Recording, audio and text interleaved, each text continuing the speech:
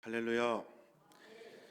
시간이 참 너무나도 빠르게 흘러가고 있습니다. 벌써 1년의 반의 시점에 있게 되는데, 오늘 월삭 새벽 기도회로 모인 여러분에게 정말 하나님의 은혜가 함께 하시길 바랍니다. 특별히 새벽 기도회를 준비하면서 수고하고 헌신하는 분들이 참 많아요.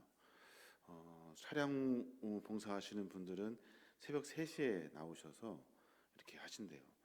정말 귀한 분들 함께 수고해 주셔서 감사하고, 또 방송실이나 여러 부서에서 함께 협력해서 성도들이 어떻게든지 신앙과 믿음 안에 몸부림치려고 하는 이 신앙의 모습들이 주님 다시 오시는 그날까지, 주님 우리를 부르시는 그날까지 계속해서 반복해야 하는 이유는 우리 자신을 자랑하려고 하는 것이 아니라 부족하기 때문에 내가 혹 바깥으로 옆으로 새기도 하고 삐뚤어질 수 있기 때문에 계속해서 신앙의 삶의 여정에 습관화시키려고 하는 몸부림이래요.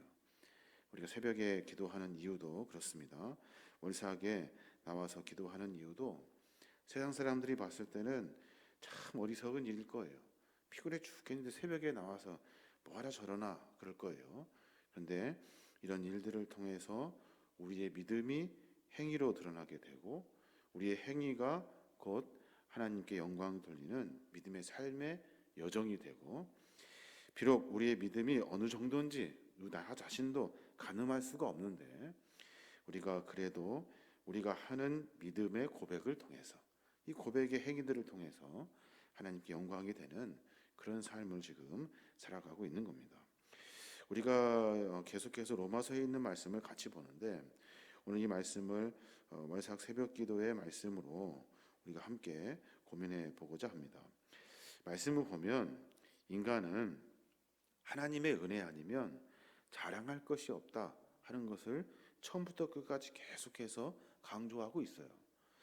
아니, 우리가 배운 것이 얼마큼이고 가진 것이 얼마큼이고 가문도 집안도 여러 것들로 자랑할 것이 참 많은데, 말씀을 보면 볼수록 우리가 깊이 깨달아지는 것은 뭐냐면, 우리가 가지고 있는 것, 누리고 있는 것, 이런 것들은 아무것도 아니라는 거예요.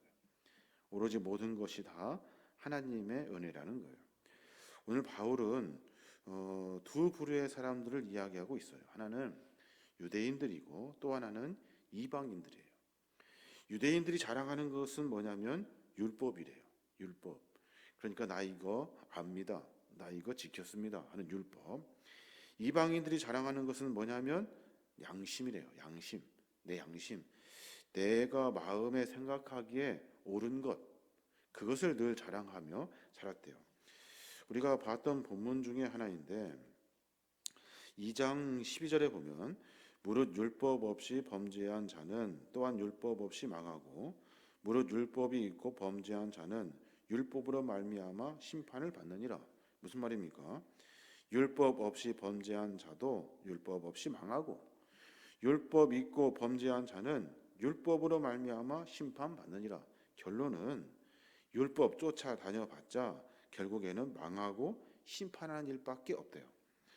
또 하나, 이방인들은 양심에 따라 움직인대요. 14절에 보니까 율법 없는 이방인이 본성으로 율법의 일을 행할 때는 그 사람은 율법이 없어도 자기가 자기에게 율법이 되나니, 15절에 이런 일은 그 양심이 증거가 되어 그 생각들이 서로 혹은 고발하며 혹은 변명하여 그 마음에 새긴 율법의 행위로 나타내느니라.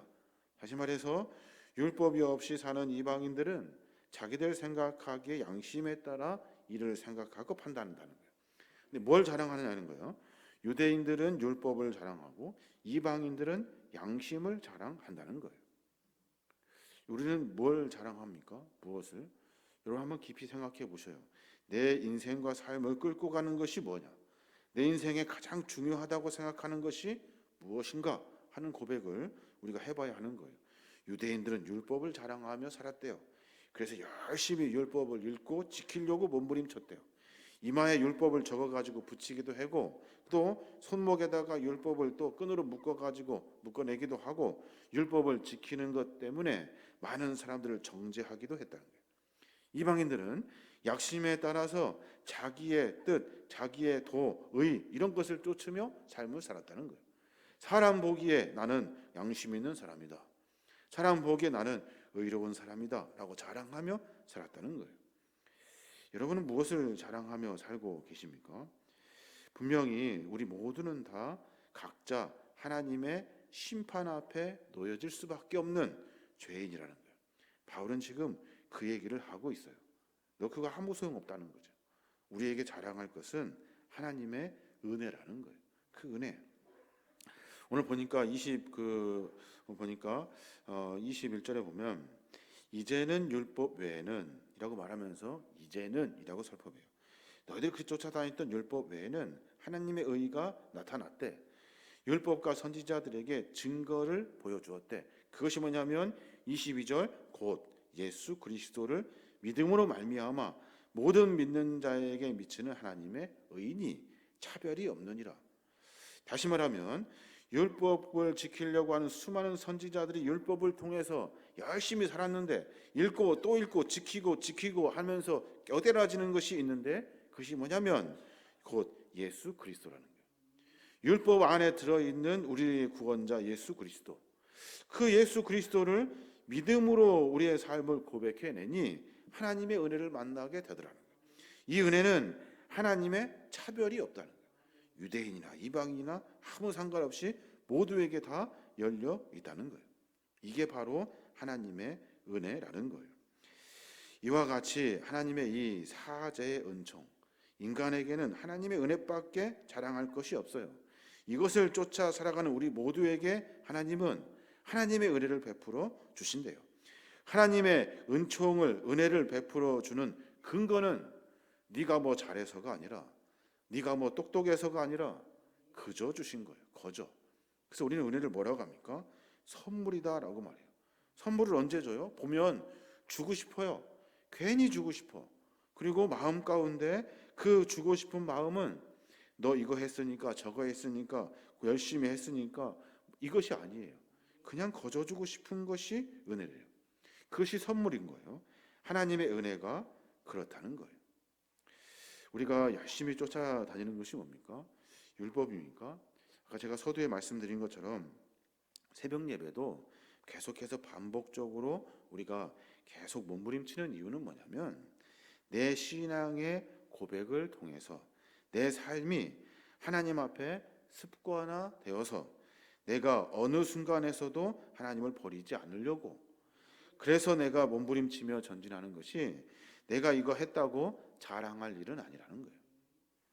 뿐만 아니라 하나님은 우리에게 은혜를 값없이 선물로 주셨어요. 이게 바로 하나님이 우리에게 주신 선물이에요. 그래서 우리 인간은 자랑할 것이 없다는 거예요.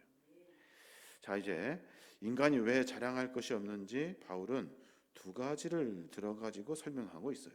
그 한 가지는 뭐냐면 제가 잠깐 말씀드린 것처럼 24절에 있는 말씀인데 보면 그래요. 그리스도 예수 안에 있는 속량으로 말미암아 하나님의 은혜로 값없이 의롭다 하심을 얻은 자 되었느니라 그래요. 그리스도 안에서 우리가 속량되었대요. 속량이 뭐예요?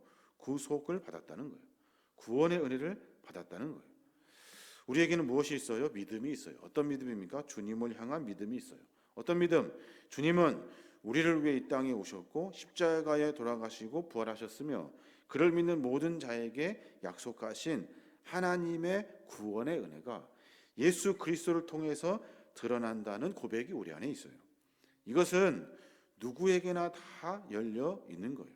그래서 하나님은 이 은혜를 모두에게 다 열려 주신 거예요. 여기서 이제 중요하게 생각해야 될 것, 속량이에요. 속량. 속량이 뭐예요? 속량은 값 주고 산 거예요. 대신 값을 치른 거예요. 바울은 이 속량이라는 단어를 쓰고 또 개역 개정에는 구속이라는 단어를 썼는데 왜 이 단어를 썼냐면 그 당시에 노예가 있거든요. 노예를 주고 받을 때 그때 노예의 값을 주인에게 지불해요. 그러면 그 노예는 누구의 것이 되냐면 내 것이 돼요. 우리가 그 소를 사고 팔고 하듯이 마찬가지예요.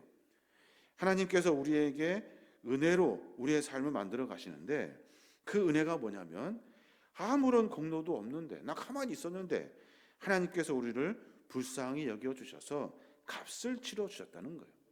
그래서 죄인으로 노예로 살 수밖에 없는 우리들, 그러다가 죽을 수밖에 없는 우리들을 건져 주셨다는 거예요. 노예인 우리를 하나님이 값없이 값을 지불하시고 우리를 건져 주신 거예요.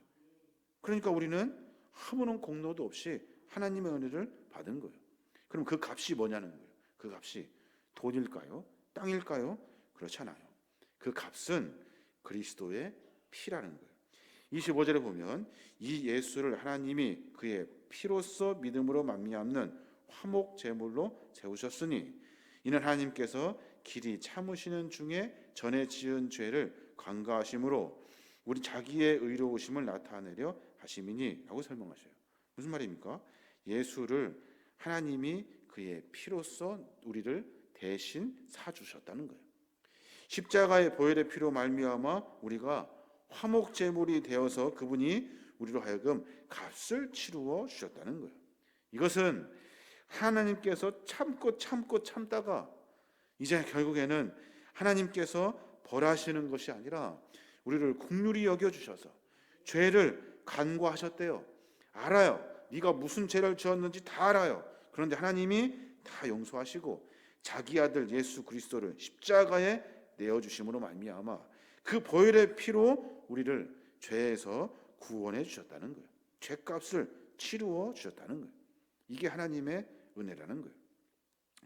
세상 사람들은 열심히 자랑하며 삽니다. 나 뭐 가졌네, 나 얼마큼 높았네, 뭘 누리고 있네, 많은 것을 자랑해요. 왜 그럴까요?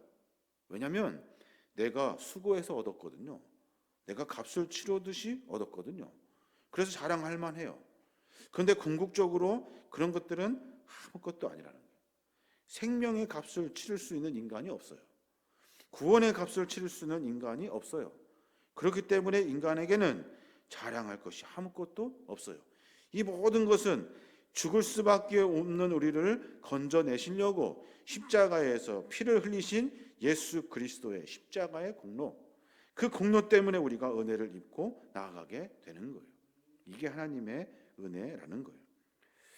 우리가 무엇을 자랑할 것이 있습니까? 우리는 하나님의 은혜밖에 없어요. 무엇을 자랑할 수밖에 없습니까? 하나님이 우리를 구속하시기 위해 십자가의 보혈을 흘려 주신 거예요. 우리는 무엇을 믿습니까?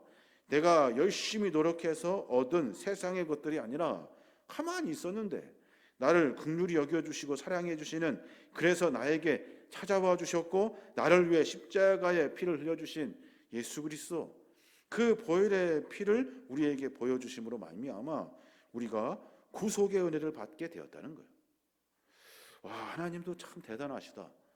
죽을 수밖에 없는 우리를 뭐하러 살리시는가? 그냥 내버려 두지. 그냥 내버려 두면 그냥 수많은 사람들이 다 죽을 것이고 그 중에 마음에 드는 사람 몇 명 선택하셔서 하나님의 나라 만들어 가시면 될 것인데, 온 인류를 구원하시고자 하시는 하나님의 그 계획과 뜻 안에서 그 일을 하고 계시는 거예요.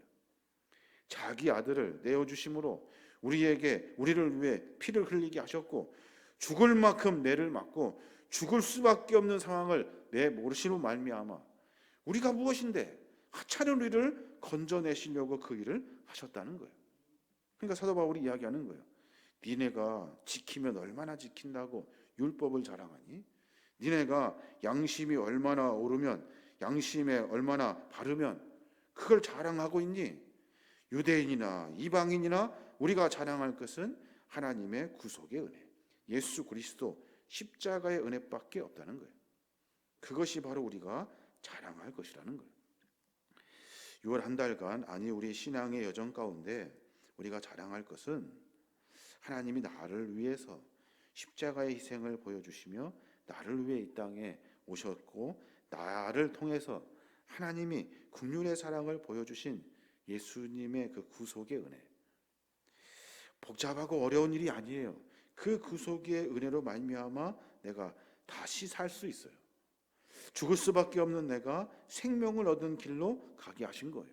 쉽게 말해서 죄인으로 말미암아 지옥에 빠져 영원한 형벌을 받을 수밖에 없는 우리가 하나님의 그 십자가의 사랑으로 천국에서 영원한 생명을 누리며 살게 되었다는 거예요. 이것처럼 귀한 은혜가 없다는 거예요. 이것이 세상 사람들이 볼 때 참 미련한 일이죠. 그런데 우리 믿는 자에게는 이것처럼 귀한 은혜가 없는 거예요. 그래서 바울은 이 모든 은혜 어떻게 우리가 고백될 수 있냐면 믿음으로 고백될 수 있대요. 믿음으로. 그러니까 28절에 그렇게 말해요. 그러므로 사람이 의롭다 하심을 얻은 것은 율법의 행위에 있지 않고 믿음으로 되는 줄 우리가 인정하노라. 모든 것이 다 하나님을 향한 믿음으로만 가능한 거예요. 그럼 믿음이 뭐예요? 믿음이란 예수 그리스도와 합해지는 거예요. 여러분, 우리가 열심히 신앙과 믿음 안에 살고 있잖아요. 믿음이 뭐예요? 믿음은 율법을 지키는 것이 믿음이 아니에요. 믿음은 나를 자랑하는 것이 믿음이 아니에요. 믿음은 예수 그리스도와 합해지는 거예요. 믿음 있는 사람들의 특징, 열심히 뭘 하는 것이 아니에요. 믿음 있는 사람들의 특징은 삶 속에서 그리스도와 연합하며 산다는 거예요. 주님이 무슨 생각하시는지, 주님의 뜻은 무엇인지, 주님의 마음은 무엇인지, 주님이 나에게 원하시는 것이 무엇인지 늘 주님과 연합하는 몸부림 속에 삶을 산다는 거예요. 그게 바로 믿음 있는 사람이에요. 결국에는 믿음이란 무엇을 이루는 행위가 아니라 예수 그리스도의 십자가의 공로를 의지하는 상태를 말하는 거예요. 계속해서 반복적으로 주님을 고민하는 상태, 이것이 바로 믿음이라는 거예요. 믿음에 대하여 신약에는 두 인물이 중요하게 대립을 이루죠. 하나는 야고보, 행함이 없는 믿음은 죽은 믿음이다 그래요. 또 하나는 바울, 믿음 없이는 하나님의 의를 이룰 수 없다. 의는 곧 믿음으로 말미암아 살리라. 이 두 개가 대치되는 것처럼 설명해요. 근데 대치가 아니에요. 같은 이야기예요. 여러분 생각해 보십시오. 믿음이 없는데 어떻게 신앙 안에 살 수 있습니까? 신앙 안에 사는 것이 없는데 어떻게 믿음을 고백할 수 있습니까? 대치가 아니라 같은 이야기를 지금 하고 있는 거예요. 31절에 보면 그래서 그렇게 말하는 거예요. 그런즉 우리가 믿음으로 말미암아 율법을 파기하느냐 그럴 수 없느니라. 도리어 율법을 굳게 세우느니라 그래요. 바울이 믿음을 강조했다고 해서 율법을 버릴 수 있느냐? 그렇지 않다는 거죠. 같이 가는 것이다 라고 말하고 있는 거예요. 그래서 믿음 있는 사람들에게는 특징이 나타나요. 하나는 예수 그리스도와 연합하는 특징이 있다 한다면 또 하나는 신앙의 본을 보이며 삶을 살아요. 아, 신앙인은 저렇게 살아야 하는구나, 신앙인들은 저런 삶을 사는구나 하는 것을 사람들을 통해서 보게 한다는 거예요. 이게 바로 믿음이라는 거예요. 믿음은 그런 고백이 드러나게 되는 겁니다. 로마 법안청에 빌라도라는 층대가 있대요. 거기에 늘 수도사며 교부며 아니면 신부들이며 모두가 다 그 계단을 올라가면서 자기의 여러 가지 그 죄를 회개하면서 막 올라가요. 그 고된 일들을 한대요. 무릎이 다 막 까질 만큼 이렇게 어려운 일들을 한대요. 루터가 그 빌라도 층대를 때가 되어서 이제 올라가는데 자리에서 벌떡 일어납니다. 지금 이거 할 일이 아니라는 거죠. 열심히 뭔가 땀 흘리고 수고할 일이 아니라 내 믿음을 하나님께 고백하는 것이 중요하겠다 한 거예요. 사람들을 봤을 때는 저거 하기 싫어서 저런 얘기한다. 오직 의인은 믿음으로 말미암아 살리라. 믿음만 강조한다 라고 말할 거라는 거예요. 그런데 그 루터는 그리 설명하지 않아요. 우리의 행위와 믿음은 같다는 거예요. 그래서 우리는 이 무릎팍 까지게 하는 것, 이런 것들이 아니라 오직 믿음으로, 오직 은혜로, 오직 하나님께 영광을 돌리는 일들로 우리의 삶을 만들어 가야 한다는 거예요.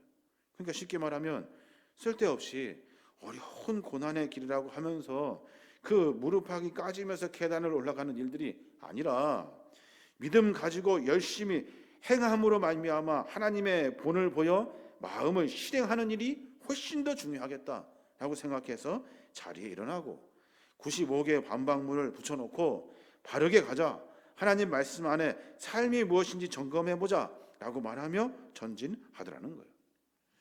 우리의 신앙도 마찬가지입니다. 여러분, 자랑할 것이 뭡니까? 목사가 된 거 자랑합니까? 장로가 되어서 자랑할 일입니까? 그런 것들은 교회 안에 아무 중요하지 않아요.